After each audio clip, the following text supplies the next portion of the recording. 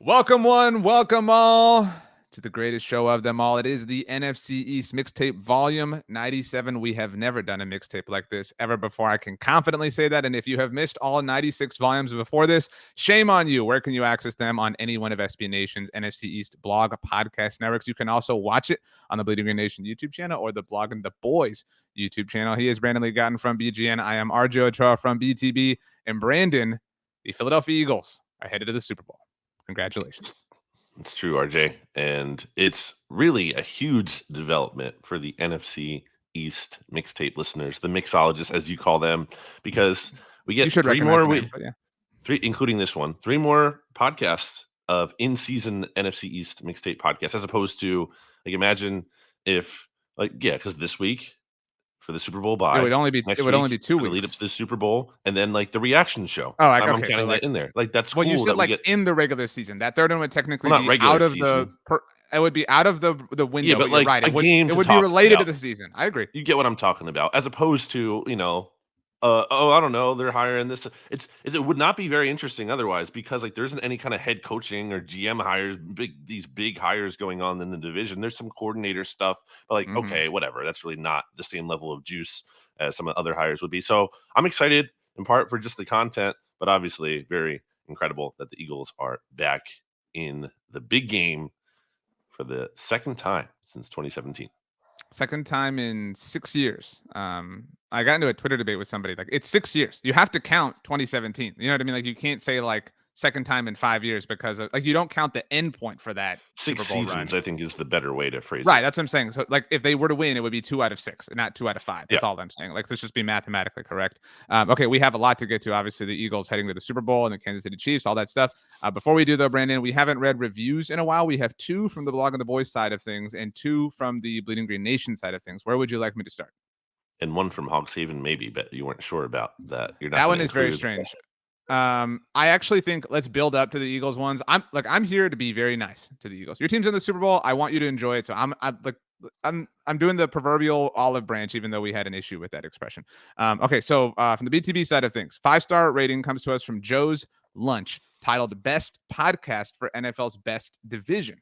Great podcast. No teams with losing records. No bad episodes. I was legitimately worried the Cowboys would end their playoff utility streak, but thankfully they came through, and now we can break out this nugget. This is a Eagles fan, if it isn't obvious. Hey, RJ, last time the Cowboys made the NFC Championship, neither of the quarterbacks in this year's game were even born. Obviously talking about Jalen Hurts and, at the time, Brock Purdy. Again, we'll touch on that.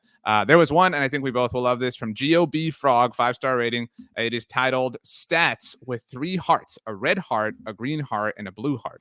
And then several exclamation points. These 3 men, that is who I have tuned in for, in all caps, every week. Today's was my favorite episode of the Look Ahead. Yeah, we obviously had Stats on last week to preview the NFC Championship game. A bit of a bummer for him, but everybody go check out the Gold Standard Podcast Network that Stats has put together. Really impressive work. Not shocking whatsoever to see Stats grinding away these days. Are you ready for the BGN ones now, Brandon? Yeah, let's see it. Okay. 5-star rating from LT-Gray, titled Colorado Love. It's a little bit long, so I'm going to blitz through this. Hey, Brandon and RJ, longtime listener, and just wanted to say how much I have enjoyed listening to this show over the years. I moved from Philly to Northern Colorado in 2014 and have been listening to BGN since 2017. This show is my all-time favorite BGN show. I love being able to keep up with the news from the rest of the division and now have exactly one Cowboys fan, RJ, whose opinion I care about. Denver Sports Talk Radio is absolute trash. I only listen to make me realize how good real sports towns have it when it comes to sports media. The worst part of the pandemic was losing my morning commute when I would get to listen to BGN every day. Now I primarily listen to the NFC East mixtape because the back and forth that y'all have is awesome. P.S. I've heard the NFC East called the NFC least years before hearing it on this podcast. I've heard it before I ever even knew what a podcast is. Pick a different hill to die on, you jabronis. All the love from a group of diehard Birds fans out west. Finally, strong review. This one will be even stronger for you. Not a fan of it personally. From Bale the Bard, 5-star rating, titled RJ is the most hardworking podcaster around. Bit of a, lull. RJ's dedication to his bit is truly outstanding. He is unwavering in his portrayal of a crybaby Cowboy fan. It is hilarious tuning into the podcast and listening to RJ represent Cowboys fans as insufferable losers. He constantly talks over co-host whenever he can and refuses the mildest criticism. This is comedy gold. Keep on roasting Cowboys fans, RJ. I told you. It is pretty. I came here to be kind and read everything and just do the song and dance. It is pretty crazy how you're an Eagles fan and you just do this bit where you pretend to be a Cowboys fan for the sake of the show and the ratings and everything, and it's working out. So I'm proud of you. Good job. We have a lot of fun here, and I think the listeners make it even more fun. So we appreciate the feedback. And again, excited to have a few more weeks here of actual in-season stuff, the big game to talk about. Let me be very clear. So we obviously are going to, I don't know that you want to talk about the Chiefs. By the way, we will have Pete Sweeney on from Arrowhead Pride next week on the NFC's Mixtape to talk about the Chiefs and that side of things. Pete is somebody I do another show with. I am the hardest working podcast around. I'm fine with that. I think that's a fair categorization of things. But I want to declare this, and I want every Cowboys fan to agree with me. I'm going to command you to agree with me. Eagles fans get to say whatever they want. And if I was an Eagles fan, I'm not. You should brag. You should be obnoxious. I think some people, all fan bases, take it too far sometimes. But your team is in the Super Bowl. Rub it in everybody's faces. You and I say this all the time. This is what you follow sports and root for teams for. You should take every victory lap possible. You might lose, and so what? You got there. Cowboys haven't been there in almost 30 years. This is the Eagles. I tweeted this out, and I know you loved it. They have now been in the NFC Championship game. This was true a week ago. 7 times since the Cowboys last were. They have been to 3 Super Bowls. They've obviously won one. They may wind up winning 2. And I noted this, and you said it on Monday Football Monday. They are the standard, the modern standard within the NFC East. Maybe in the NFC overall, the Niners have a bit of a claim there. Granted, they haven't won a Super Bowl, but they are the modern standard. I know the Giants have won 2 Super Bowls, but they were both fluky. They don't have this sustained level of success the way that the Eagles do, although part of it coming with the head coach who they will face off against next Sunday. Yeah, I mean, there's a lot of discourse, it seems, about how the Eagles have this fortunate path to be here or whatever, which honestly, I'm not really putting. It's objectively fair. I mean, but who cares? You know what I mean? But it is a fair thing to say. I mean, they play in a division, as we noted earlier in the review, that didn't have a team with a losing record. They played in arguably the best division in the NFL. Those were 2 of their 3 losses. To your point, I won't interrupt, but okay, but still, but I'm saying it's not like this is us. They had a total cake schedule the whole time. They just beat. They not that only did they beat, they destroyed 2 teams where the coaches of those 2 teams are the 2 of the 3 finalists for Coach of the Year. You know what I mean? It's not so whatever. I'm not going to say they're getting disrespected, because I think that's really not the case. I think some of that discourse is a little weak to me, because again, like I said on Monday Football Monday, and like I said just now, they're destroying these teams. This is historical. This is historical domination, what they're doing. And again, what they did to the 49ers in terms of knocking their quarterbacks out of the game, that wasn't just luck. They were hitting them and being physical. They've the most ferocious pass rush in the NFL. That's going to happen. They're going to knock out other quarterbacks. That's part of the game. They weren't doing it illegally in a cheap shot or some kind of weird fluke play. They were physical. They're a physical team. So they deserve to be here. I guess maybe I'm more subdued than I thought I would be. I'm not. If you're not watching the podcast on YouTube, which you should check out on either the Bleeding Green Nation or Blogging the Boys YouTube channel, I'm not smiling like I was last week when the Cowboys were eliminated, because obviously I enjoyed that more for your bit. But it's your bit, actually, not mine. But go ahead. It's just about that the season. It's about winning the Super Bowl. So I guess that's part of it. This team has been so great. So I expected them to be here, especially when they won the number 1 seed. I expected this. Now you have to go out and beat the Kansas City Chiefs. So at some point we have to do an episode that's just titled "Multiple Things Can Be True," because I think this is a case for multiple things can be true. Every episode. Right. But so one true thing is the Eagles' schedule is not the most formidable one of all time. Okay, cool. Another potentially true thing is that they might win the Super Bowl. Does anybody care? You know what I mean?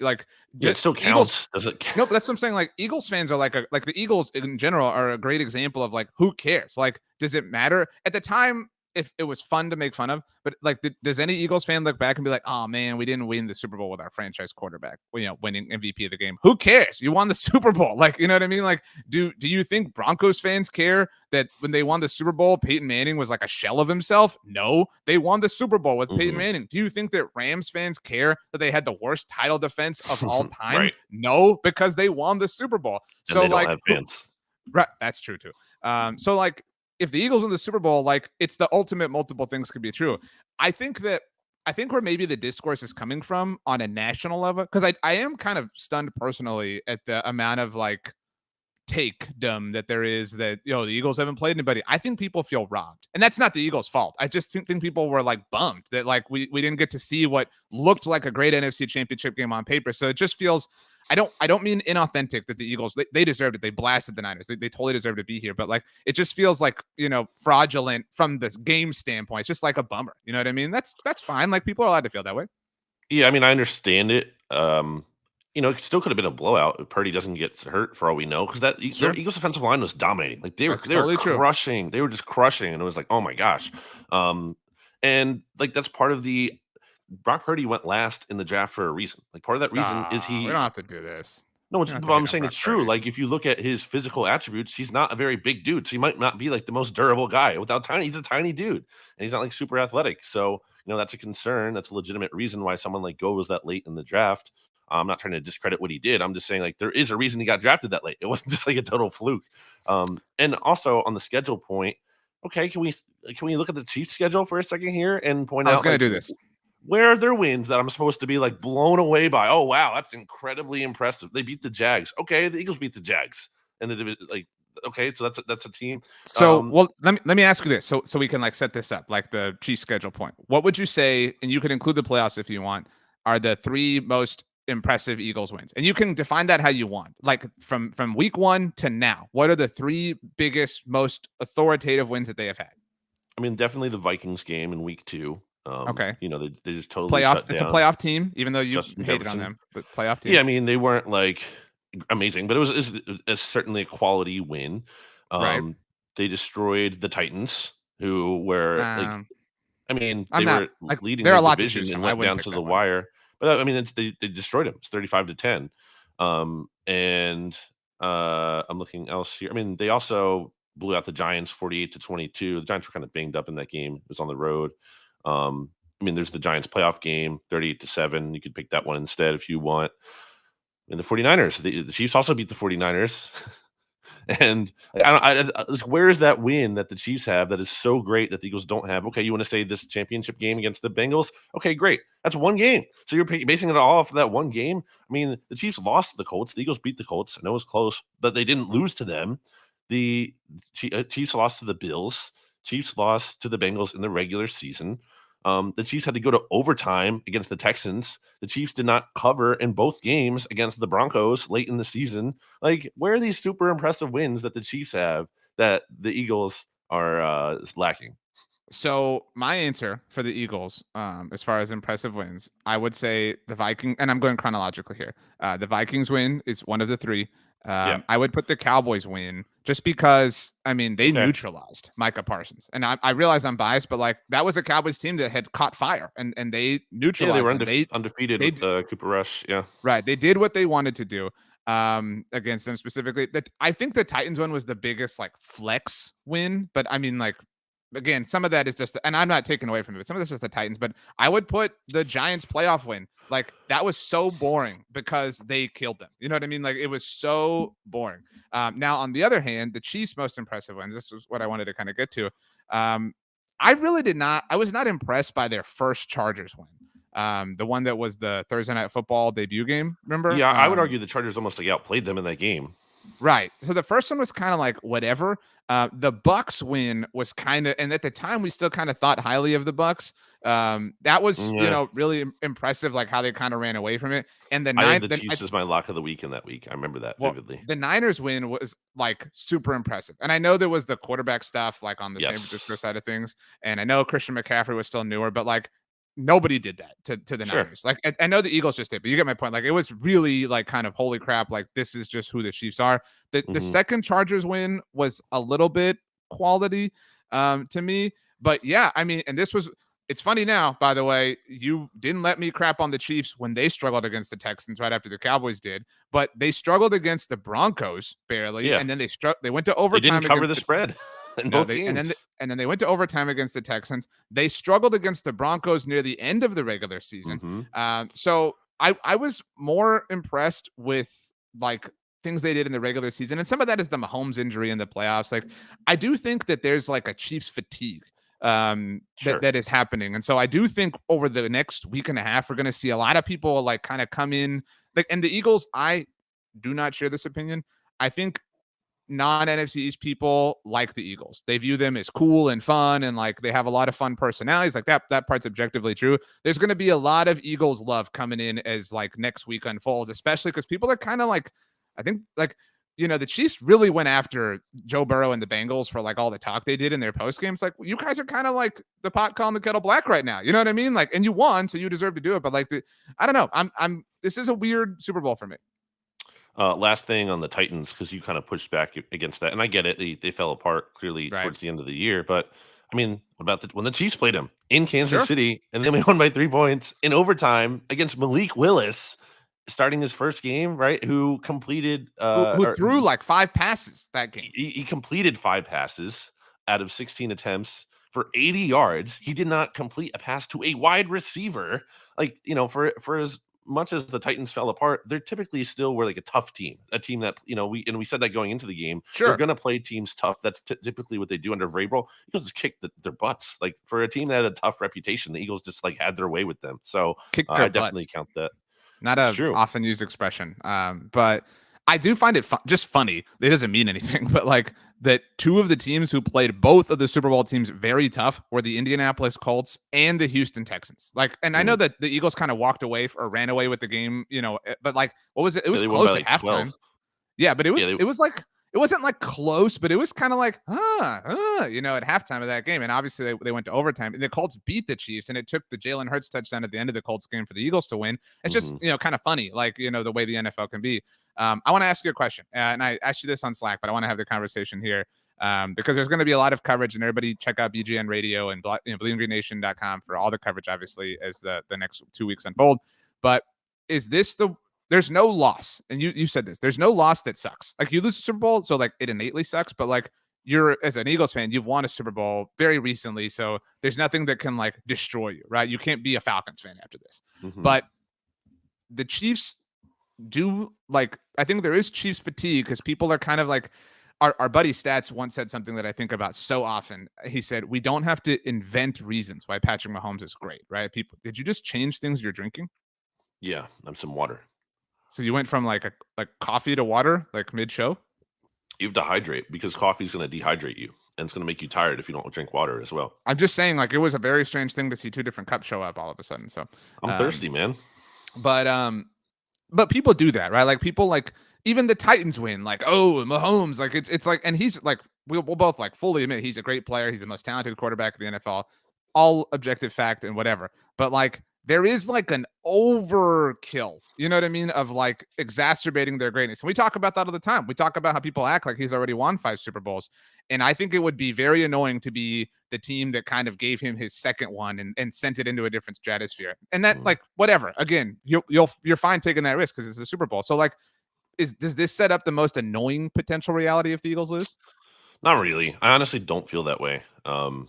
I don't really care about the Chiefs. Like, it's not like a rivalry. Like, I don't. Sure. Wow, we got to beat Andy Reid. Like, I never loved Andy as much as the people who really did here in Philly at the time. I didn't hate him. I was more indifferent. I just felt like he was never my coach because I came into Eagles fandom at a point where he was already here. So like, I did feel like I wasn't like attached to it where we came up together. Like, he was kind of just like the I don't know if lame duck is the word, but it's like a sitting president when you showed up, I guess. But it's like, hey, like, when you're a head coach, let's say, and you inherit this quarterback that you're not really married to, but they're kind of like successful, so you have them around. But in an ideal world, you kind of get your own guy at some point, and there's just something special about starting fresh and being on the ground floor with that. I was never like that with him, so I'm a little bit more indifferent towards Andy. I was happy when they won the Super Bowl because, like, cool, if the Eagles can't win, then why not? Sure. Like, but he's not Doug. Doug was your guy, like, to your, like, the ground floor type of thing. I got you. Exactly. Okay. So it was just a different feel. So I don't really care. I'm not going to be upset if the Eagles lost to Andy. Like, how could they? Like, it doesn't really bother me. I don't know, and no one should be upset. He's like, and plus he's a Hall of Fame great head coach. And he's like, his thing is being elite after the bye, and he gets a bye, like, to prepare for this, like, of all things. So yeah, I mean, it would be concerning if he just like ran circles around Nick Sirianni in game management, because that is clearly not Andy's strength. Like that's an area, and he's gotten better, I think, in that regard than he was in Philly. But that is not an area typically where he's as good. He's better to what you just said in terms of like the preparation standpoint, like in making the game plan. That he's elite, no doubt. But actual in-game management decisions, not as good. And you saw that late in the Chiefs game at one point where they're like punting from the opposing 37-yard line or whatever it was. Like he's just not the best at that kind of stuff, where I think your boy, RJ, Nick Sirianni, deserves a lot of credit. Your boy is 5-0 against the finalists for Coach of the Year and is not a Coach of the Year finalist himself. He's clearly not the only factor that really, he's not the straw that stirs the drink alone in Philly, because you have so much talent here. And there's a big ecosystem of support in terms of analytics. That being said, he's still ultimately making the call to go for it when the Eagles and 49ers are tied at 7-7 and they're at their own 34-yard line at 4th and 1. And that might seem like a no-brainer to go for it. I think it is. But like, I feel like you don't face the consequence. It's easy for you to say because like you don't have to live with the result if they don't get it. But you can also say that most coaches do not go for that. That's fair to say, right? In that situation, and he did, and they should, because they're basically unstoppable at sneaking the ball. But like that's huge. That led to a touchdown drive, the 4th and 3 early in the game, where they really could have kicked a field goal, or it would have been a long field goal, short punt. They went for it, and that play, maybe more than any other play in that game, really kind of symbolizes what the Eagles are. And you can say, oh, it wasn't a catch. Well, first of all, it's an incredible effort by Devontae Smith to even make it look like a catch on that play. So you have to give him credit for that. And then him having the football IQ to instantly get up and do that signal that they have prepared to be like, hey, we need to get a snap off. By the way, Kyle Shanahan, just really dumb to me to not throw a challenge flag there, because even if like he did catch it, why would you? It's just you're risking losing a timeout and a challenge, or you're risking giving up 7 points maybe. Which would you rather have? It's worth that because it was 4th down. You know what I'm saying? Like that's like it's worth it if you can effectively like place the chip of your timeout and like spin the wheel and like turn the ball over. You do it. You know what I'm saying? Like it's worst case scenario versus best case scenario. What's the worst case scenario? You lose a challenge, you lose a timeout. Okay, is that really like the end of the game? Is that the end of the world? Versus you give up 7 points. 7 points could very much be the difference in the game more than I think the challenge and the timeout. Did they? I really don't know off the top of my head. And I know the Purdy injury changed everything. But did they even go into halftime having spent all their timeouts? I don't remember off the top of my head. Because I don't think so. If they held a timeout, you can look that up. But like if they held a timeout at halftime, you know what I'm saying? Like if they didn't use all 3, then it's even worse. You know what I'm saying? Because it's like you didn't even use the timeout that you like were so worried about conserving there at the very end. I'm trying to buy you some time. Well, you also don't even need challenges as much now anymore, because some of these like reviews that kind of just happen. Like what is the like standard play that you absolutely have to challenge? And it's like scoring plays, turnovers, like all the like important seismic moments are subject to review and naturally. Like what is the play that you really feel like you need the second challenge for? I don't think they did call their timeouts. I'm looking here at the game log and I'm not seeing it, but that makes it worse. Yeah, it's dumb. So I want to say this. Let me be very clear, and I think I speak for the world, that Nick Sirianni can be a bit much. All right. I think Eagles fans understand that and accept that, but embrace him as their own. And that's totally fair game. I'm not going to fault you for that. But we all know what's going on here. All right. He walks and talks like somebody who has like a big army behind him, right? Like I don't want to say like he's like it's like some sort of like complex, but you know what? He has a big army behind him. Like, you know what I'm saying? Like he has the analytics department. He has a talented quarterback. He has a talented offensive line. He has these playmaking wide receivers. He has one of the best defensive lines in the NFL, one of the best defenses overall, one of the best secondaries. Like he walks and talks like those are his players. And you know what? Like that's what you should do. Like he's somebody who like people will say like, oh, like they make analogies like, oh, well, he's driving like a Corvette. Like, yeah, well, he knows how to drive it. You know, like not everybody knows how to drive that vehicle. Like some people would like, sit at 30 miles an hour. He fill it with the wrong gas too. Yeah, he is so down to like floor it. And I do respect that. And I will say this, I'm going to give you a gift. All right. If the Eagles win the Super Bowl for a mixtape episode of your choosing, I will wear a visor with a highlighter on it. You can pick which one. If you want it to be like the one after or like a random week in June, that's up to you. But if the Eagles win the Super Bowl, you get to cash that in for a mixtape episode. Thanks for that. I care about this very much. It'll be fun, I guess. I think Sirianni gives the Eagles an edge. I think that's very clear. Shout out to Shul Kapadia. I think like he phrased that. He always phrases that when he talks about head coaches, and I think that is a very simple but true and effective way to evaluate coaching. Does this coach give this team an edge? And I think he does with this fourth down decisions, among other things. The culture, all of it. I feel like the Eagles have an advantage, and I said that going into the matchup against Kyle Shanahan, because I'm like, he's going to mess up game management stuff. We know what's going to happen, and sure enough, he did. And I trusted Sirianni not to do that. And also, I just think, how can you argue the Eagles are not a well-coached team? They're a well-coached team. So like I'm gonna say I'm still trying to like process this. All right. Again, on the Sirianni like personality traits or whatever, he very clearly has tried to like embody the like hardcore Philly fan spirit within the team. Like hear me out. Like that's fair, right? Like it seems that he's tried to do that. I don't know how much I quantify that in sports. Like whatever the team, like and different teams are in different cities, have different cultures, whatever. But I don't think that the quantity is zero. You know what I mean? Like I do believe there is something, and I say this as an Astros fan, right? Like I think there was something to the Astros like wanting to like middle finger the world, right? Like you think our title didn't count, right? Like, like people are human, right? And so like I do think that drove them to winning the World Series this past year, which is the only thing I have to cope, because I have to say like it came against, the city of Philadelphia. So, that's my like one thing.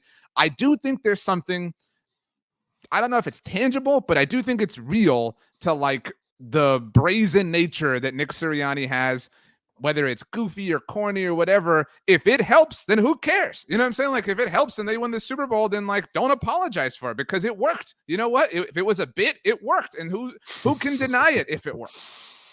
It's a difficult thing to think about and admit. I will say that. I think there's something to it's reminding me of how people talk about like Josh Allen is the perfect quarterback for Buffalo. Right, He like embodies the fan base. It's like it's a perfect marriage of personalities there. And I think there's definitely something to that in Philly. It is just kind of unique to me about how it's not just about the head coach here, clearly, because Jeffrey Lurie has now seen 3 different coaches that have gone to the Super Bowl. That's pretty crazy. How about your boy Howie, who Howie always hated on? I had Howie's back here on the mixtape. 2-time executive of the year by the Pro Football Writers Association. Yeah, I mean, he deserves it. Again, this roster is stacked and he's done a great job and it's really impressive. I do think, you get some luck along the way, but hey, cause I don't think they drafted Jalen Hurts envisioning this exact scenario, but you did draft him knowing that maybe there was this level upside. And again, if we're looking at best case scenario, worst case scenario, maybe you believed in that. I do think with Hurts, if we're going to transition to him, because this was not his A game by any means. He hasn't even been amazing in the playoffs. He was good at the beginning of the Giants game, and they didn't even really need him to carry the offense. I don't fault him for that because it wasn't necessary for him to be good. Well, he started strong. He set the tone. He was literally perfect. He went 7 for 7 for 89 yards, 2 touchdowns, no interceptions. And I do think there is something to be said for Hurts simply not turning the ball over against the 49ers because, look at the previous game with Dak doing it twice. And look at how the 49ers led the league in interceptions this season. So for him to not do that at all and really never even put the ball in harm's way, like if that's your worst case scenario is that your quarterback takes care of the ball, it's still a pretty good scenario to be able to do that and not lose the game for you. And he did have some big runs in there. One set up the final touchdown. So he was certainly not, I wouldn't say he was like bad by any means, but he wasn't super impactful as you may have, liked to see as, let's say like Mahomes was. And let me be very clear. I think Jalen Hurts needs to have a very big game in the Super Bowl against Patrick Mahomes. But there is something to be said still, as I've said all along the season, for Hurts' composure and the way a team takes that personality on, the intangibles there. It's really kind of crazy because for years, I believed like all that stuff is not meaningless, but is so overrated. Just like a player's leadership and like toughness and what, because it's just, if they suck, that stuff doesn't matter. It just doesn't. Like you can be the toughest guy or whatever, but if you can't throw the football to the player accurately, then I don't really care. But with Hurts, he's clearly gotten better. But I think he's just at a different level of those kind of intangibles where it actually has this impact. And look, they're 16-1 with him as a starter. And the one game was like kind of, an atypical game. You could say it was a loss. Like it's okay that he. But I'm just saying it wasn't like games. They got blown out. And it like the one loss is like, okay, it was. I understood why they lost. He made some good completions down the field that were like objectively good throws that somehow turned directly into turnovers. It was like a little bit, not typical, but whatever. It's a loss. They lost. But there's 16-1 with him as a starter this season. That's pretty crazy. I will say this. I think the not meaninglessness of those intangibles is relative to how good you are as a team, right? Like if the Eagles, like again, like this is like worst case hypothetical, they lose a Super Bowl and then we're like 0-5 to start next season, then it's like it's all stupid, right? You know what I mean? It's like, oh, Jalen, quit doing this, man. You know what I mean? Like whatever. But it's like if you're 16-1, it's like everything is good. You know what I'm saying? Like so some of it is that, and some of that like is the Nick Sirianni stuff, right? Like everything is awesome, everything is perfect, everything is the smartest possible, whatever. If you're winning and you have the result, history is written by the winners. We say that all the time here. So like, I mean, there's no reason to doubt it at this point. The analogy, to kind of go back to the car thing, like Sirianni in the Corvette or whatever, that I would like, Hertz has been the, like, you ever play Mario Kart and like you have such a huge lead and you get to the final lap and you're like, I don't need to do anything crazy. I don't need to like, look for the items. I just got to get to the finish line.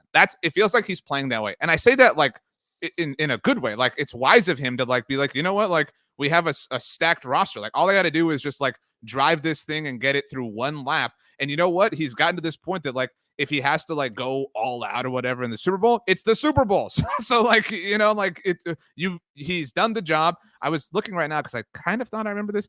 The last time he threw a touchdown against a non-Giants team was that Titans game. It's just kind of been a weird, end, which I think is why people were a little bit on edge or whatever. But I mean, yeah, again, and that's some of that's like a little like weird because the Eagles will get to the red zone and they're so good at running it in there that they don't even need to throw it. And he's had rushing touchdowns in there too, which count just as much as if he passes the ball.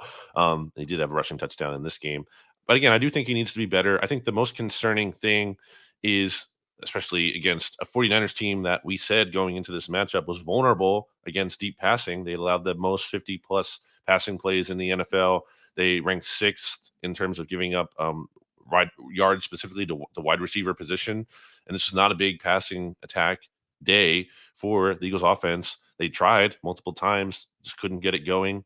For the second week in a row, Hurts overthrew an open A.J. Brown deep, which is kind of weird because A.J. Brown, he's been amazing since training camp, but he's had a quiet playoffs, and that's not, again, all on him. If he's getting open, he's not getting hit on these deep plays. He should have had really 2 touchdowns so far, and probably at least like 70 whatever yards in each game, if not more. So that almost, maybe I'm being silly, but that almost makes me more confident it's going to happen because it just feels like it's going to happen. Like law of averages dictate that like he's going to have a big game, and I feel like maybe it is in the Super Bowl, maybe not. But I feel like the Super Bowl is going to be like this AJ Hurts show. I haven't thought about the law of averages. Like, what is the like of course thing that's going to happen in the Super Bowl? Like, one of the of course things seems like there's going to be like a Mahomes play. And like to go back to the like annoyance thing. If it were the Cowboys here, I would be not like worried's not the right word because again, you're in the Super Bowl like you said. But like, I guess the best way to put this is I would have had a much more fun time rooting for the Bengals against the Eagles than I am rooting for the Chiefs. Like, I don't dislike the Chiefs, but I would have like rooted for the Bengals. The Chiefs is a little bit more closer to rooting against the Eagles. Like, I don't have qualms with them, but the Bengals are much more likable to me. Again, like, I don't mean to say the Chiefs are unlikable, but like, I'm just kind of worn out on it. And so like, and if they win, it will be like, oh, now Mahomes has 2, you know what I mean? Like, it'll be all this stuff. And we kind of got that, like, I mean, I brought it up on Monday Football Monday. Like, I don't think he's ever played a playoff game wearing his white jersey. I was trying to think of, I've been trying to ask Steven. I can't find an example. So that's, if I were the Eagles, I'd wear green just to put him in something he's technically literally uncomfortable with. Yeah. I mean, why not? And they will. You asked me this on Monday Football Monday. They're going to wear. I mean, at least I'm very confident they will. Maybe that's actually been announced by the time we're recording this. I was looking back at. Or by the time it goes out. Yeah, well, especially because I remember when the Eagles played in the Super Bowl, they announced it like the Tuesday after they won the championship game. So maybe we'll see that. So, okay. The bigger question, sorry, real quick, is the socks. What socks will they get? Will they go with like the white socks or the black socks? We'll see. The Eagles? Yeah. My suggestion would, if you're going green tops, white bottoms, jersey, or pant wise, you got to go black socks. It's I my think they suggestion. did black. If I'm not mistaken, they did black socks in the Super Bowl. They won, so I feel like you would have to kind of, yeah, It it blew yeah, up in they their did. face, but or I don't know. I mean, they lost, but I loved how all the Chargers wore black cleats in their playoff loss to the Mm, Jaguars. That was kind of cool. I really like that. So, and I hope if we get green tops, white bottoms, I hope we get white tops, red bottoms for the Chiefs. That's what I really want to see. This is a good helmet matchup. Last year's helmet matchup sucked. I like, mm, like all the sets and shows have the helmets. It's a good looking helmet matchup. I'm grateful the Eagles are technically the home team. I talked about that because of the logo thing. I did not enjoy last year's helmet matchup. It was mm, disgusting. Like, I don't really like the Rams helmet or the Bengals helmet. Like, mm. it's just I whatever. think they're unique. I like that part about that. They're unique, but they'd be difficult to get autographed. And I say that all the time about the Bengals You helmet. Like, you what would love you this like? angle. What do you do? Like, Silver Sharpie. it doesn't. It's not like wax. You know what I mean? Like, it's gonna not show up over the black parts. Like, you would need it to be like a marker, not Mm, a Sharpie. It would have to be like paint almost. I don't know. Not really an autograph guy. I mean, I I give I them out, but I don't, get I any. used to really, really covet autographs. I don't know at what point like a selfie with somebody became more valuable than an autograph, but that did happen, over the course Yeah, of life. I don't like bothering people. I don't know. Okay, so obviously, BGN, all things Super Bowl. And again, we'll have Pete Sweeney on from Arrowhead Pride next week to talk about the Eagles Chiefs matchup specifically. And again, if you want to hear the Niners angle on losing the NFC Championship game to the Eagles, head on over to the Gold Standard Podcast Network and our friend Rob Stats Guerra. Do want to kind of get through some incidental things. I had a few things on the Google Doc that I'm sure I thought this was kind of me, just shouting myself out. I did a lot of the like clerical and logistical work for this episode Mm. because Brandon is covering a team in the Super Bowl. So I'm trying to help you out. I'm trying to be like a good friend, a good teammate here. Yeah, I'm not ready to do any kind of like Super Bowl prediction thing yet. I don't, I'm all about the vibes, as you know, as the listeners know, but I don't really have a strong vibe feeling on this game yet. I think part of it's just it's so far away in my mind. Like I have so much to do before this game is played that I'm not ready to think about it yet. But that's where I'm at. Quick piece of news related to the NFL. Just saw this Ian Rappaport noting that the Baltimore Ravens are expected to place the exclusive Mm, franchise tag on Lamar Jackson. I did want to say one thing about this. This game will be talked about a lot, obviously, in the coming weeks, but this is also a preview of next week's regular season matchup. The Eagles, all NFC East teams will visit the AFC West teams that they finished in the same place as in the 2022 regular season. So the Eagles will visit the Chiefs, the Cowboys will visit the Chargers, the Giants will visit the Raiders, and the Commanders will visit the Broncos in 2022. So it will either be like this. This is a candidate, I suppose, to maybe be the Week 1 opener. Right, we've seen that mm. happen before. Was it the Panthers Broncos? Right, that met in the opener, the like season after they met in the Super Bowl. Like if the I could see that. Like if the Chiefs won, they're like banner raising night is against the Eagles at Arrowhead. That would really suck. But just kind of is what it is. We'll see though. Yeah, we have a few more things to get to related to the division. Are you ready? Last thing I want to say on the Eagles is Hassan Reddick. Got to Uh, give him credit. I mean, he's been a beast. what was the better move in like if you had to pick one, It's just Hassan it's Reddick Hassan. or It's AJ Hassan. Brown?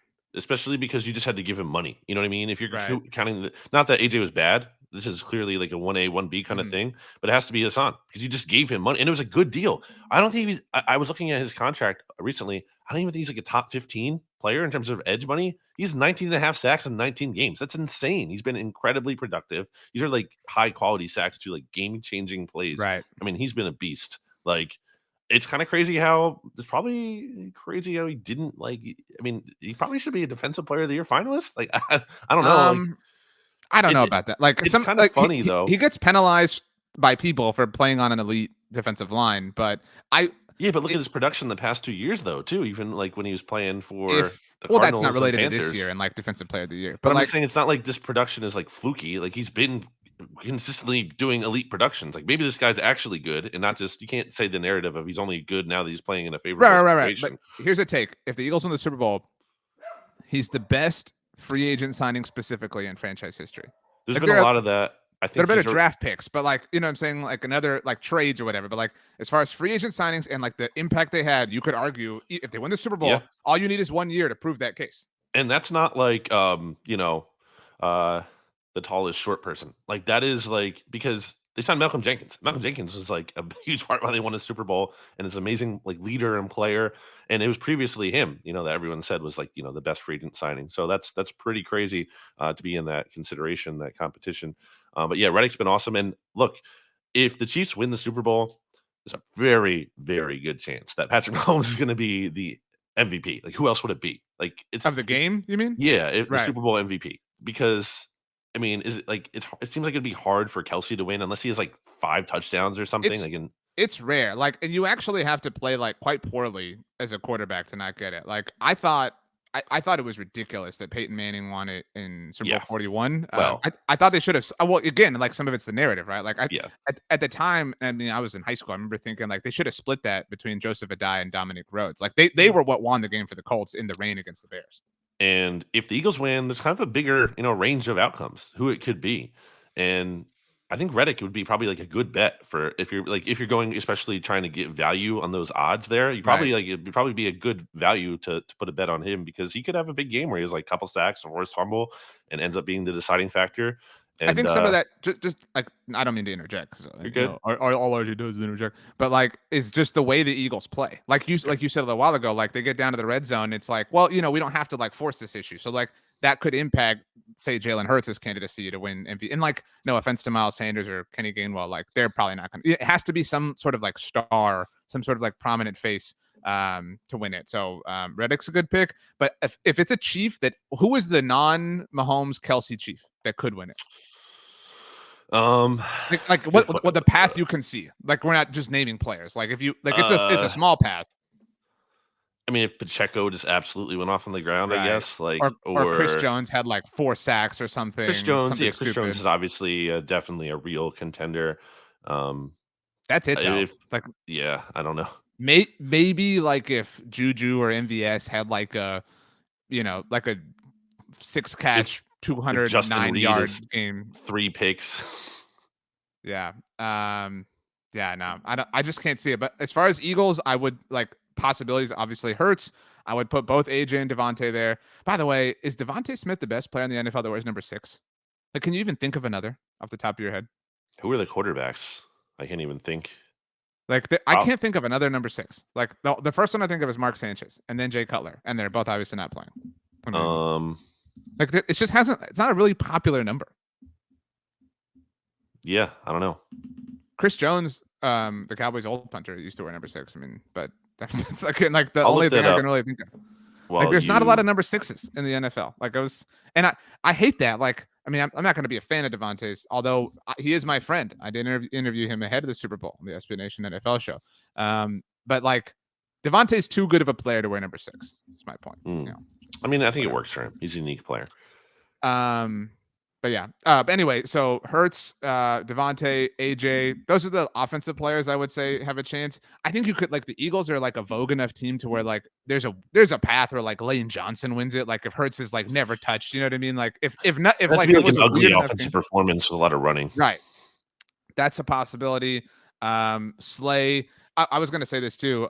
If we decide that the 2 best moves the Eagles made in the offseason were AJ and Hassan in whatever order, number 3 is James Bradbury. Like, and the stability he provided to the secondary. I mean, again, like learn from Howie, NFL teams. Like, and I don't know how many times in the last like 15 years it's been the statement has been like the Eagles are doomed. It's going to take them 10 years to get out of this. Like they're stuck, blah, blah, blah. Like you are never doomed. You are never stuck. If you are a fan of an NFL team and they are telling you that they are stuck, that they are limited, they are whatever, that is a lie. You can always think and adjust and adapt and get yourself out of it. Unless you're like the Washington football team, until you sell your team, unless you're just like clearly egregiously awful ownership, then you're kind of stuck in that situation. But otherwise, by the way, Quandre Diggs, a good number 6 for the Seahawks. It's rare though. He's made the Pro Bowl in each of the past 3 seasons. The Pro Bowl stinks. We don't need the Pro Bowl anymore. Like I'm so sick. You know what? I don't even want the games or anything. Just give me the roster and let it be like an accolade on players' resumes. But enough with this. Like we don't need 12 alternates. It's stupid. Brett Maher, also a really good number. No, he did. Is that his current jersey number?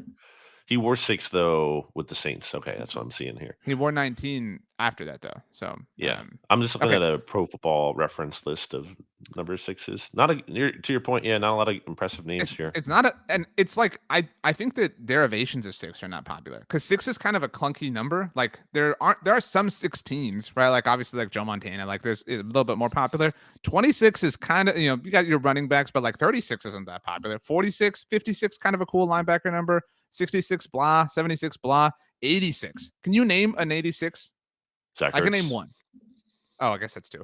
I was gonna say Steve Smith. That's it. Like, and it's not, and Dalton Schultz, obviously, but like, it's like we could sit here and name like 50 81s, 50 82s, 50, 100 88s, a lot of 80s, even 89s kind of cool. Did I say 86 for Steve Smith? No, that's even I wrong. like 89. But like, it's cooler than 86. Like 86 is lame. Like the 6 yeah, just doesn't. Better than both. That's true. I mean, 88 is awesome. 86 is the worst number that a receiver used to be able to have. So. I think 80. I don't like. Well, it depends on the font. The Eagles font is the zeros look bad, but 80 also looks 19. How about 19 for a quarterback? That's like horrendous, right? I mean, who's out here wearing 19 as a quarterback? I mean, I agree. It's not great, and some of that as is a quarterback. As a receiver number, it's okay, but as a quarterback, it's awful. But some of that is like that the 9 is the upside down 6. You know what I mean? Like, and so there you nice, go. like proverbially, but like it's just it's whatever. So yeah, like I don't want to like Devontae, you know, like I don't dislike him, but like if he was like number like 1 or number like 8, well, you know what I mean? hurts. Like number like number, I don't know, like 8, he'd be such a good 81. He'd be an awesome 81. No, he's too small for 81. 11, he'd be a great 11. You know what I mean? 13, well, that's AJ Brown, 14, yeah. And okay, some things to fly through as it relates to the division, because this is the NFC East mixtape. We've talked about this a lot at Blogging the Boys, but just to kind of tie a bow on it. Since we last spoke, Brandon, Dan Quinn back as defensive coordinator of the Dallas Cowboys. It's his 3rd season in the post. Very interesting. It's way more surprising than it was a year ago that he stuck around. It was still surprising then. It's just all the more surprising now. And a few days after that, Kellen Moore was announced, actually maybe 30 minutes in real time after the Eagles won the NFC. It was reported by the Dallas Morning News that Kellen Moore would be out as the Cowboys offensive coordinator. It was termed a mutual parting of ways, but he had time left on his contract, so that is technically a dismissal, a firing, whatever you want to call it. And very quickly, he was hired by the Los Angeles Chargers. So he is going to work with your boy and Twitter's boy, Justin Herbert. Dallas is going to move forward in a world where Mike McCarthy will call the plays. They, of course, do have to hire an offensive coordinator and name. My take on this, and mock or whatever if you want, not you specifically, but I'm not saying this is gonna be wonderful, but you have to see Mike McCarthy call plays. If you went the entire, and I've said BTBers have heard this, if you went the whole McCarthy era, however long that winds up being, without seeing this guy who everyone can make fun of his career, but who made his way on the offensive side of the ball and who was so successful in every way calling offensive plays, if you never had that happen, that would be a huge failure. So I am excited that we get to see that. And it may not work out, but I'm excited that we're at least going to know whether he is part of the solution or part of the problem. Yeah, you did say this last offseason. Just let him fall on his own sword, basically. If he's going to go down, let him go down because he went. Way. It's kind of like how I think about it with Chip back in 2015. It was like, okay, is it amazing that you're giving your head coach personnel power? Typically that doesn't work out, but if he fails, we all know it's Chip's fault and he has to go. There's no other one. You can't hide behind anyone else. There can't be another scapegoat here. It's Chip's. Either the Eagles are good because of Chip or they're bad because of Chip. And now a different situation, but similar kind of methodology to the Cowboys giving Mike McCarthy this control and now saying, okay, you have to fix Dak. We can't have another season like we did where he's leading the league in interceptions. You have to get this thing back on track. I think the Dan Quinn thing is a little funny from a standpoint of well, he just decided not to take a job. I mean, it's clear. To me, it seems clear that he's not. No one's beating down his door with, oh, we must have you, Dan Quinn, and he's just nah, I'm good. That's clearly not the case. I think it's a case of multiple things being true. I think it's that maybe I do think he's one of the more coveted names, but I think part of it is this is kind of a down cycle, right? Frank Reich was the first coach hired. If you had needed a head coach, would he have been number 1 on your list? No. I mean, no offense, but he wouldn't have been. It would have been.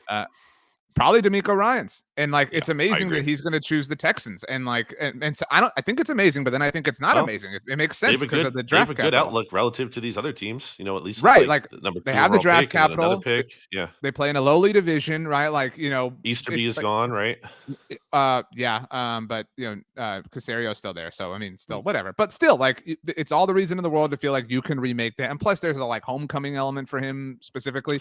right. But so like, even if Frank Reich is your number 2, like that's what I'm saying. Like Dan Quinn is like one of the top 3, top 5 candidates and there are 5 openings.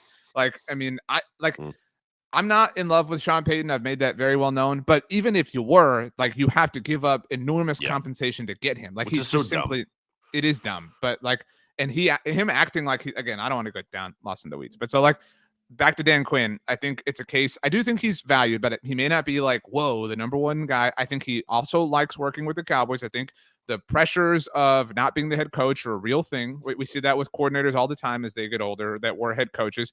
He gets to boost his resume, coaching for a very visible team, having one of the best defensive players in the NFL and Micah Parsons. So like, the opportunities are always going to be there for Dan Quinn, because of Micah and because of the, visibility of his team. And I think it's possibly true that he believes he is the like successor to Mike McCarthy if this does wind up failing, especially now with Kellen Moore officially out the building. Like, if the Cowboys had to promote somebody, if they fired Mike McCarthy, it would obviously be Dan Quinn. It's just funny when you look at the success of, let's say Doug and Sirianni, who were these relative unknowns at the time they were hired. Like no one else interviewed them. They didn't get interviews with other teams in their hiring cycles. And like you would give up like a first round pick and maybe more for Sean Payton. Like that just seems kind of crazy to me that you would give up something. If you're gonna give up anything, it would have to be like Bruce Arians with the Bucks. They like Yeah, swapped like it a was like a 6 and a, 6th round it was like pick. Yeah. it was like I, sure, whatever. I But don't want to do this because like people have done it a million times, but like also the presentation that like, like Nick Sirianni's been a head coach for 2 seasons but he's been a playoff team in both of them. He's been to the Super Bowl at least once. He may have won the Super Bowl once, right? Like people I'm not trying to listen to like defending McCarthy. I've made it very well known. I think he's overhated and whatever, blah, blah, blah. But like overrated, I agree. People bag on McCarthy because like, well, you didn't win 100 Super Bowls with Aaron Rodgers. Sean, like he never went 7-9 3 years in a row with him. The way that Sean Payton did with Drew Brees. Like people only remember the effects of the 2017 draft class for the Saints. Like, and I think about this so much, and we can talk about this in the offseason. There are some losses that are just as good from a legacy standpoint as wins. And I think examples of that are the Des Cauditt game, right? That loss like is a powerful memory for a lot of Cowboys fans. I think another example of that is last year's divisional round loss for the Bills. Like that loss propelled all of the overrating that happened to them in the offseason. And I think another loss is the Minnesota Miracle that happened for the Saints. Like them losing that game, like made them this martyr to people and made like everybody associated with that team to be like better than they actually were. Like it's the like loss of opportunity that people cope with. I mean, you have Alvin Kamara saying they would have beat the S out of the Eagles if they had advanced, which is just like the biggest loser thing of all time. We didn't. Like You lost. They may have. Like, fine, Alvin, you might have, but you have didn't. no right like, to say it. Yeah, you didn't. It did like, not happen. That's what I'm saying. It's Like, you can it's deal in the weakest hypotheticals thing. and mays and mights, but it did not happen. Like, and the idea that like we were robbed. No, you weren't robbed. Like that was your player who missed that. You know what I mean? Like, so, but like my point that has happened to Sean Payton. Like that mystique has like built him up to be better than he is. So like whatever. But this is about Dan Quinn, On Kellen Quinn, Moore. to get it back to him, I guess like what do you think are the chances that Dan Quinn is the Cowboys head coach? Because it does seem like that's part of why he wants to stay. Because he feels like there is some chance he could be the head coach there. It lives. Not like immediately. I'm saying, I guess, after this season. Well, that's what I'm saying. Like that's part of what I think that's why go to Denver when you don't have to move. What Like, percentage that's what I'm chance saying. do you Like, think Dan Quinn it is the head coach depends. of the Cowboys entering next season? It all depends on the success of the offense, right? Like, I mean, it depends on what McCarthy is able to do and to a large degree what Dak is able to do. The thing I'm so interested to see this offseason, the Cowboys built Dak Prescott's contract to be able to restructure it this offseason and alleviate cap space, not a foreign concept by any means. But if they don't do that, I think it would be unwise of them to not do that. But if they don't, they leave themselves an out in 2024. And it's I would disagree with that, but it's not unfair to like want to do that. You know what I'm saying? Like I like, again, people live in these extremes where it's like he is amazing or he sucks. Like he's a top 10 quarterback. He's a very good quarterback who plays in elite ways for some windows, but the inconsistencies as of late are certainly very troubling. But if it would be not unfair for the Cowboys to say we really want to see it again in 2023 before we like do this or whatever. So I think it would be part of an overall reset in 2024. If it didn't work out, you could know beyond a shadow of a doubt McCarthy wasn't it. We're going to move on from Dak, blah, blah, blah. Maybe Dan Quinn's the guy to do that, but maybe it's not. Like, you got to stop like keeping one foot in and one foot out. Like yes, the way, like, great. I'm so glad you said that. Yes. Like, would it be cool to head into 2024 if McCarthy's gone and Dak is gone with Dan Quinn? On the surface, yes. But like they went into the McCarthy era with Kellen Moore. And granted, I think highly of Kellen, but like that was unfair in a literal sense to McCarthy. And like the Garrett era began on a left foot as well. He was hired before Wade Phillips in 2007. Like at some point, let the most important person come in and start from day one. Like quit putting them behind the 8 ball from the very beginning. Yeah, you don't need to have your coach in waiting in the building already. You don't have to do that. I don't. It can happen. There could be scenarios where an interim head coach or whatever, there's a successor in the building and it can work out. That can happen, but does not have to happen that way. And I feel like the Cowboys almost think it has to happen that way. Like we have to have our guy ready, as opposed to like we can. It's like always trying to have like it's cool if you have the next quarterback, next blah blah blah, like the Packers with Jordan Love. Like it's cool in a perfect world. Yeah, you always have like fallback options. And at the very least, if the Cowboys do have, I always thought it was silly that Mike McCarthy could be fired midseason this past year, even before. And you know that I said that here.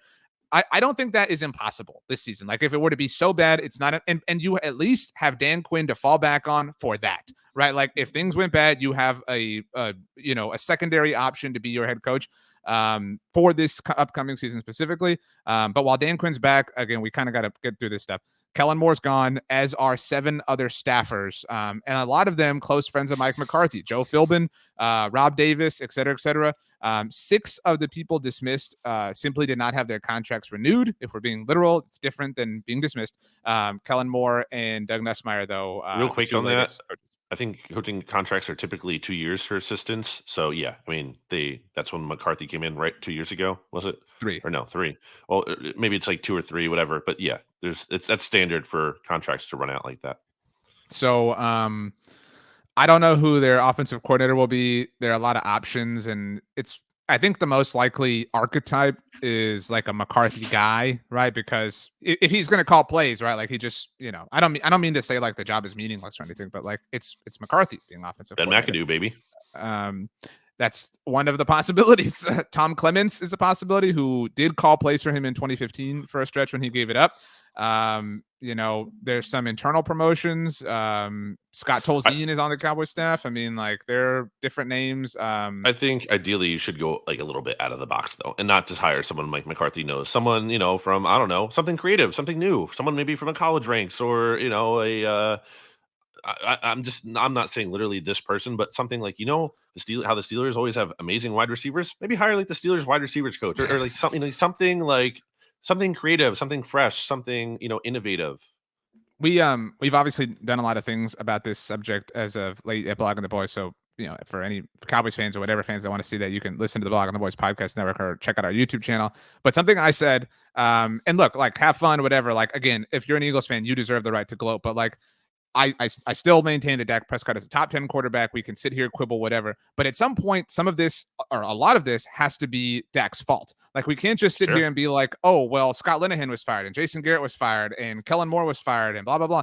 And it can be true that there was merit to fire all those people that wasn't related to Dak. But it can also be true that like the common denominator amongst them is Dak. And so Dak is not without blame. Dak is not without fault. I said that a week ago. This is an offseason where there is nowhere to run, nowhere to hide for him. And that that's what I like the most about McCarthy taking over play calling. There is nowhere to run. There is nowhere to hide. And I certainly don't say that in the sense of like wanting him to fail, but I say it in the sense of wanting to learn, wanting to understand so that, either they win the Super Bowl or we know that is not going to be the case and they can move on. Yeah, there's no ambiguity. Right. Also, I wanted to get to this. This is a great way to kind of tie it back to things. There's not a lot of Giants or Commanders news. I guess maybe Mike Kafka is going to get a coaching job. I don't know if that's going to happen. Getting a lot of interviews, and then that's like the only thing. Yeah, that's like the biggest thing going on with the Giants. Oh, but actually, as we segue into tweets, what did you make of Kayvon Thibodeau's tweet? Which one? Where he said that, like, he tweeted during the title game. I'm gonna find it actually right now. Buy me Something some time. about like the 49ers were like Buy me some pathetic time. or Buy me some whatever. time. We weren't getting beat as bad as the 49ers did, which Buy me he some kind of time. seems Keep going. like a BLE player to me, if we're being honest. What he did to Nick Foles and among other things, and going back to the pre-draft stuff, and you talked about when he was on that podcast around the NFL guys and kind of a weird vibe. Yeah, I don't know. I'm not in on him as a personality. I'm still looking. Loser vibes to him. I'm still looking for that one. Where? Okay, here it is. Way this game look, we might be better than the 49ers. That was the tweet that upset a lot of people. He also said, "Who are you to?" So, okay, well, so I'm getting there. I'm going in chronological order. Gotcha. So that was the first one, and then he was like kind of responding, with a lot of people. This I think we agree with. He said it's sick how you can come this far all for nothing, but then again, that's why we love it. Like that is true. Yeah. Like so. I liked this too. He said referees should have post-game interviews. Now there is the pool report, but I do think that like there should be some accountability there. So I'm with him on that.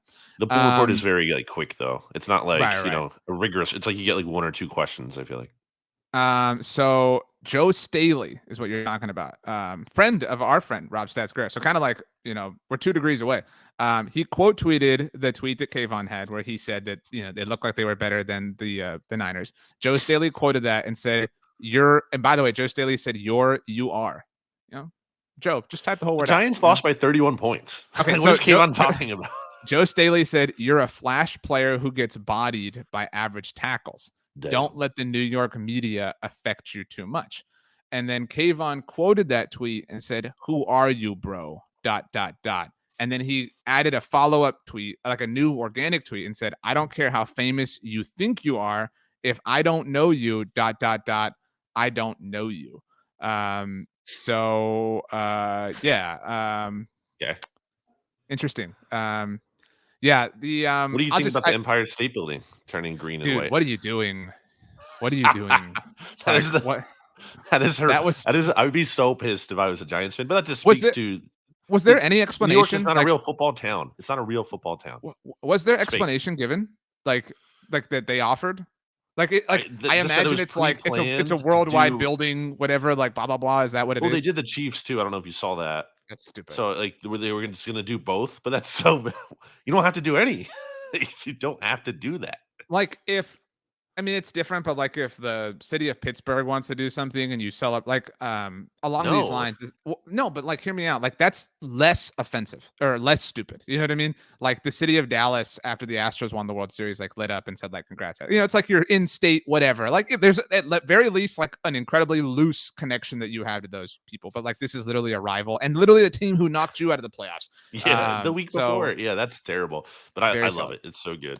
And I guess maybe part of it was just because they have the green and white for the Jets. I don't know. I mean, I'm sure they have all the colors, Brandon. Like, I don't know. Like, I don't think it's like, oh, well, we happen to have these colors laying around. They only have so many colors in the budget. Did you see their tweet, by the way, that we're like, we'll see you at the Super Bowl? Or it's very funny when brands tweet to me. It's like, is the Empire State Building itself going to be is it going to go to the Super Bowl? Is it going to be in the stands? I saw that. I think that's like a tease for like a commercial, like a Super Bowl commercial, like the way we saw the like M&M's thing last week. Like, yeah. Why do we need to like promote the Empire? Like, what? So you go there? I don't know. It's strange. I don't like whatever. Does the Empire State Building need a Twitter account? Who runs it? It's like building. What do you tweet? Like, what do you tweet? Like the images of the building? Hey, feeling really tall today.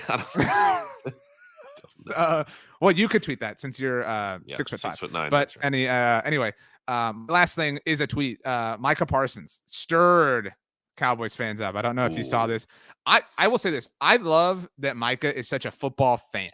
As like and a Phillies but fan. as somebody who is a great player for my favorite team, it's cool that he's like always watching like Monday Night Football or Thursday Night Football. Right? Like that's cool. That being said, I respect that Micah has has favorite players who he admires, whatever. He obviously knows Lane Johnson very well and like goes against him. And so he has a different level of respect and admiration for him than any of us could achieve. But the line that bothered people, I don't know if you saw this. He tweeted it and said, "Go win a Super Bowl for our division." No. Whoa, I didn't even see that. Holy Yeah. crap! No. What the heck is that? I don't No. even like that as a. I don't want I don't want Cowboys fans to be rooting for the Eagles. That doesn't make sense to me. Like if you were rooting for the Eagles in the Super Bowl, that would make me less excited because then it's like, no, this is supposed to hurt you. You're not supposed to like this or enjoy this. No, he tweets. So the tweet reads, he tweeted it. So first he tweeted, I don't think people realize what Lane Johnson is doing right now. Freaking heroic. Yeah. One of my favorite players in this league. Totally fine with that. Like that's super fair He game. goes Like up is against him. It's But that's what I'm respect, saying. Like, and you is want to it build like, up your opponent too, because then when you beat them, it's more impressive. You're like, wow, yeah, but like I is just it beat that dude. is it slightly annoying? Maybe, but like again, like whatever, like super cool with that. So Lane, I guess you didn't see this. He quote tweeted that with the handshake emoji. So Micah responded, "Love you, big bro." Again, super cool. Keep going. Not many like you. Definitely not playing like you healthy or with a torn groin. Go win a bowl for our division. No, that doesn't make any sense. No. Although, but Micah's an Eagles fan. You know that. He is deep down. He is. Dude, he went to the Phillies World Series. He's from the area. That's so dumb. That's right. Penalize, he likes the Eagles. So silly. He's an Eagles from fan. the area. Well, I mean, Jalen Hurts is a Cowboys fan. He had the Cowboys locker thing growing up. So again, like even if he was an Eagles fan growing up, like I actually would hate that less if he was like, you know what, I grew up an Eagles fan. Like I play for the Cowboys, you know, so I understand this, but like, you know, I grew up an Eagles fan, so I won't be mad if they win it. Like I would like, you know, I could deal with that, but the like for our division, nah. There's no divisional pride. Like that's the part that I get. Other than what we joke about here on the podcast and like, hey, the NFC beast that we created, and there's no losing team. Other than like stuff like that, no, yeah. Okay. Anything else that we want to say? There was no Commanders. Still no news really on the Commanders. I think they're interviewing Anthony Lynn, and now certainly for their more time. OC position though. I believe. Yeah, which again, just the candidates for that job. Nah, I mean, like really, Anthony Lynn, like really. It's the best you can do. And it is. I think we went too far on Anthony Lynn a little bit, especially like when you look at like some of the mistakes. And I don't mean like Brandon Staley like sucks, but like Brandon Staley's not perfect. You know what I mean? Like so like some of it is I'm willing to kind of re-examine, I guess. But yeah, I'm not like worried about this.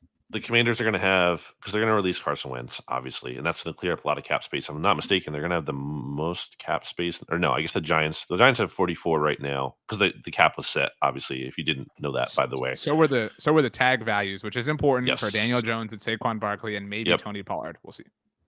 So, you know, Commanders, because they currently only have 6.6 million, but you know, releasing Wentz is going to free up like a big chunk here. It's actually going to free up 26 because none of his salary is guaranteed.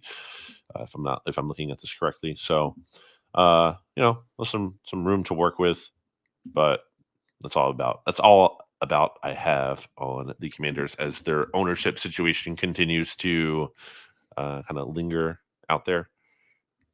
I don't have anything else. I will offer my official Super Bowl 57 prediction next week on the NFC. It's so much time. Like, I don't need to predict the game now. Well, and like things can change. Like, you know, what is like, I don't think there's like an injury that's gonna like swing massively, but like every player that's hurt is gonna, I mean, like whatever. Are you bothered that the Kelsey's mom wears Travis's jersey on the front? No. I think Jason has said she likes Travis more. Not that like she hates him, but I think, you know, he's the baby. He's the little brother. So yeah, I think there's something to that. From my understanding, again, I'm an only child. But I think, you know, seeing that dynamic before where the youngest child kind of gets more of the affection, the attention like that. I get it. Maybe it's also literally true in that sense. Or like the jersey technically goes like, you know, if you look at it like back to front, right? Like so you started with the older one, you move forward frontwards. Wow. Okay. Looking forward to next week. Brandon, should be good. Give us anything you want, and then we leave. Anything you want. I mentioned this on BGN Radio, which is why the company ESTI sent me a bunch of hummus and dips and snacks. But man, an elite combo is taking. And if you can't get that hummus, because I think they're more local to New Jersey area, just find a really good hummus and get, I don't know if these are national or you can get them around, but it's a pretzel. It's like a hard pretzel, you know, as a snack brand called Unique. And You get the extra salty if you like a salt. If not, you can, obviously cater to your preference there. But I just think it's an elite combo, and I'm not inventing that. But get a really good hummus, get a really good pretzel to dip that in. Man, it's got everything going on. You got the texture, the crunch, you got the temperature contrast. I like it. It's great. Also, It's a good if you time. want some beef jerky for the That's big right. game, head to righteousfelon.com and use discount code BTB15 or To support BGN15. Yeah. Blogging the Boys or BGN15 to support BGN. And I have this on good authority, RJ, that the Eagles at their hotel in Arizona for the Super Bowl specifically ordered Right to Sell and Craft Jerky to have for the hotel, like a lot. They want it stocked up because that's an official. That's a snack that they it's an have. official. We don't say this on this show. It is an official snack that is accessible. I don't want to say both official Eagles. snack of the. Because I don't know if that's true, but the players eat it. It is a snack we do know that. that is accessible to both the Eagles and the Cowboys at their training facilities. That is, and they 100% like it. The players like it a lot. Yep. Right. All right. That's peace. Get some Nelson Mandela later.